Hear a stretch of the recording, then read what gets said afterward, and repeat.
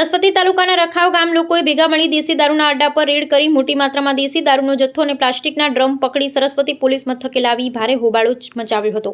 સરસ્વતી તાલુકાના રખાવ ગામે ચાલતા દેશી દારૂના અડ્ડા ઉપર આજે ગામ લોકોએ જનતા રેડ કરી મોટી માત્રામાં દારૂનો જથ્થો ઝડપી સરસ્વતી પોલીસ સ્ટેશન ખાતે લાવ્યા હતા અને પોલીસ સ્ટેશનમાં ભારે હોબાળો મચાવી દેશી દારૂ પોલીસ સ્ટેશનમાં ઢોળી દઈ પોતાનો વિરોધ દર્શાવ્યો હતો। સાથે જ સરસ્વતી તાલુકા પીઆઈની બદલીની માંગ કરી હતી તેમજ પોલીસ બુટલેગરો પાસેથી હપ્તાઓ લઈ તેઓને છૂટો દર આપતો હોવાનો આક્ષેપ પણ ગામ લોકોએ કર્યો હતો।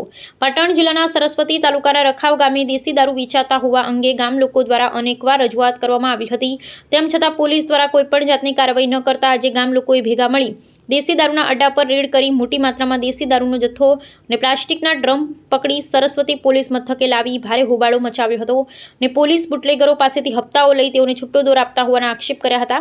ગામ લોકોએ પોલીસ કેમ્પસમાં જ દેશી દારૂ ઢોળી પોતાનો રોષ દર્શાવ્યો હતો, સાથે જ પીઆઈની બદલીની પણ માંગ કરી। સરપંચ થોનાજી હલાજી 20 વર્ષથી પણ હું સરપંચમાં છું, પણ હું જ્યારે સરપંચમાં આવ્યો હતો ત્યારે પણ આખું ગામ સહકાર મળે અને દારૂ બંધી કરાયેલી હતી, બંધ હતો, 15 વર્ષ બંધ રાખ્યો।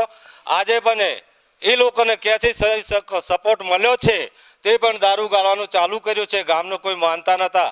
રમેશજી બાબુજી, સોવનજી બાબુજી, ચંદુજી મણાજી, પછી ત્યાંથી ગુવાજી ગલાબજી, આ 4 વ્યક્તિ મુદ્દામાલ આજે ગામના લોકો મને મળે કે સરપંચ તમે મોરે થો, અમે ગામ તમારી સાથે છે।